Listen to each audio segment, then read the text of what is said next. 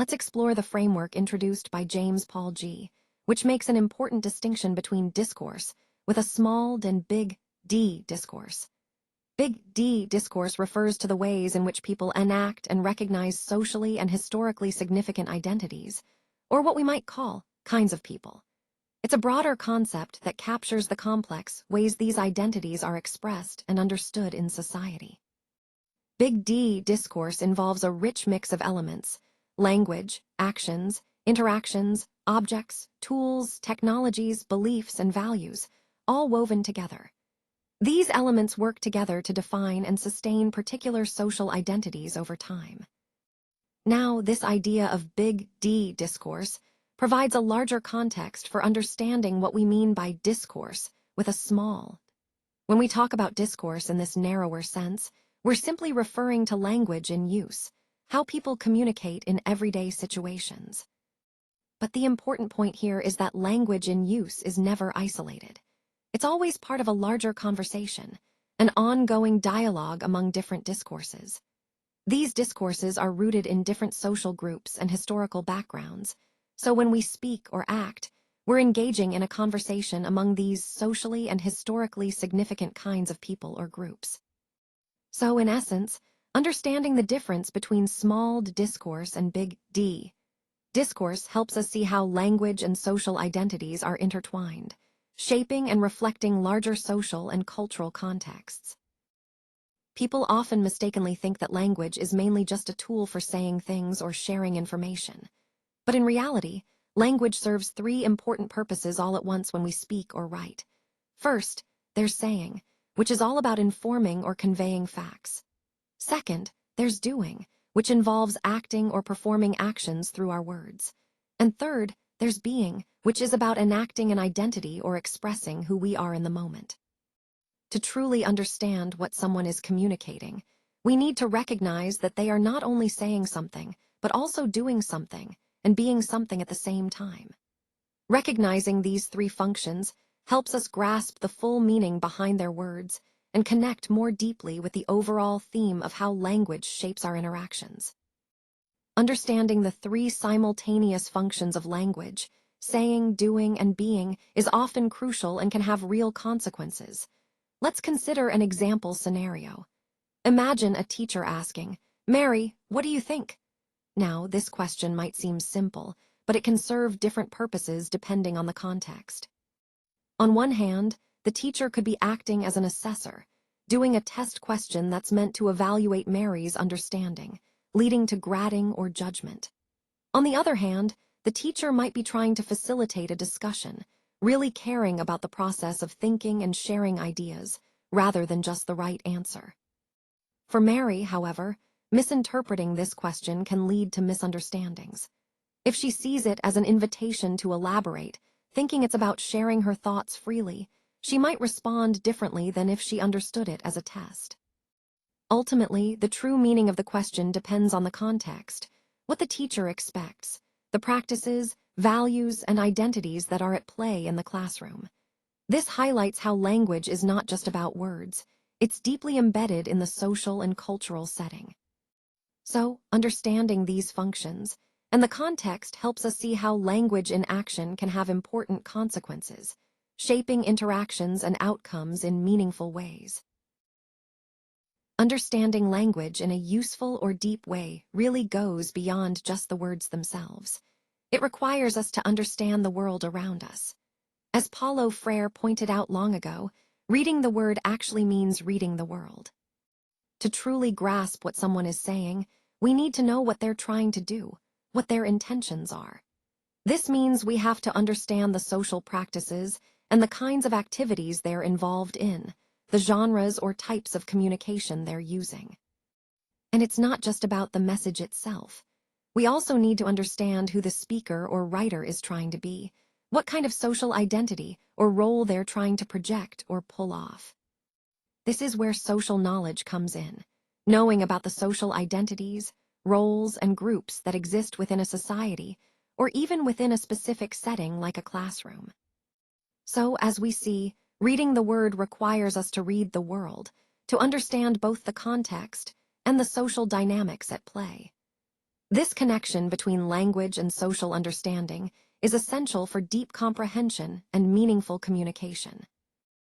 Today, I want to talk about discourses, with a big D, which we define as the integrated system of language and action that allows people to be recognized as having certain socially significant identities. Essentially, discourses shape how we see ourselves and others in society. They are composed of different elements. It's not just about words, but also about how we use bodies, clothes, objects, tools, actions, interactions, and even our values and beliefs. All of these components come together to form a cohesive way of being and communicating. The purpose of discourses is to enable us to enact specific identities and engage in particular activities. For example, when someone takes on the role of a police officer, they are performing a certain discourse that comes with expectations and behaviors. Fundamentally, discourses are about being kinds of people. For instance, you might think of being a policeman or even a tough cop, which is a subkind, or being a sped student, which is a specific type of student identity. It's important to remember that discourses are not static. They are historically situated. The kinds of people we recognize or identify with can appear and disappear over time. For example, the concept of a witch was once a common discourse in history, but it has largely disappeared in the US and England, though it still exists elsewhere. So, in the context of our overall theme, understanding big D discourses helps us see how social identities are constructed, maintained, and sometimes transformed through language and action across different historical moments. To successfully enact an identity, you need to perform a complex integration of actions and beliefs that others can recognize as that specific identity. It's not just about what you say or do in isolation, but how those elements come together to present a coherent image. On this slide, we talk about the importance of talk the talk and walk the walk. Talking the talk means using the right words or social languages, what we'll discuss in more detail on the next slide. It's about speaking in ways that align with the identity you want to project. But just talking the talk isn't enough. You also have to walk the walk. That involves gestures, dress, how you act and interact, basically, the nonverbal cues that reinforce your identity. You also need to use the right objects, tools, or props, whether it's guns and graffiti in certain subcultures, or books and tests in academic settings. Timing and context matter here. Using these objects at the right moments helps solidify your identity. Additionally, displaying or holding the right values and beliefs is crucial because these underpin how others perceive you. The goal of all this is recognition, getting others to see and accept you as that specific kind of person. But it's important to remember that recognition isn't always straightforward. It can be a contest, negotiable, and heavily influenced by the context you're in. So the big idea here is that enacting an identity is a complex performance. It involves both what you say and how you act, and successfully pulling it off depends on aligning all these elements in a way that others will recognize and accept. Now, let's talk about a really important part of discourse, which is the specific style or variety of language used, what G calls social languages. These social languages are like different ways of speaking that are tied to particular social groups or contexts. For example, one person can switch between different social languages depending on the identity they're enacting. Imagine someone speaking differently as a street gang member, an honor student, or a hip-hop fan. Each of these involves distinct language styles that fit that identity. Some clear examples include the language used in law, physics, mathematics, or even by video gamers and people in biker bars. Each of these groups has its own way of communicating that makes sense within their social context. Understanding language, whether spoken or written, really depends on understanding these social languages and the broader discourses they form part of. It's about understanding the society and the groups within it. And of course, we inherit these language conventions from our social environment, but we also have the ability to innovate, to create new words or meanings, as long as these innovations are shared and understood within our social groups. So, social languages are a way of understanding how language functions within different social identities and groups, connecting language use to social reality and group membership. In this slide, we're exploring how discourses are acquired through socialization within different social groups like cultures, professions, organizations, and families. This process shapes the way we communicate and see the world around us. Now, let's talk about primary discourse acquisition. Almost everyone develops an initial discourse early in life within their primary social unit, usually family and community. We call this the primary discourse. It's essentially our first language for social interaction and understanding. The primary discourse serves a key function. It's how we learn to be everyday people within our cultural context. It shapes our initial sense of self and forms the foundation of our vernacular language, what we might call our everyday language. This isn't just about words. It's about the cultural lens through which we see and navigate the world. As we grow and encounter different groups, this primary discourse continues to serve us as our life-world discourse. Even as it transforms, whether through change or hybridization, it remains a core way that we use language, feel, think, act, and interact in everyday life. It's important to understand that life worlds are culturally distinctive. When different groups meet, we often need to adjust or negotiate our discourse to communicate effectively and maintain connection. So, in essence, our primary discourse is the foundation, but it's also flexible enough to adapt throughout our lives, helping us engage with diverse social worlds while staying rooted in our cultural identity. Secondary discourses are all the discourses we acquire later in life, beyond our primary discourse. These are learned through different contexts outside of our earliest socialization.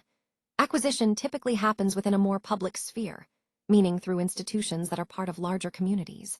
For example, we might learn through religious groups, schools, businesses, governments, or community organizations. These institutions shape the way we communicate and behave in various social settings. Some concrete examples of secondary discourses include the ways we use words, things, and actions when we're at school, at church, dealing with legal matters, or even playing video games. These are different from our primary discourse, which is more informal and home-based. Pre-alignment is an interesting concept. Sometimes social groups incorporate aspects of valued secondary discourses, like practices from formal schooling or churches, into the primary socialization of children.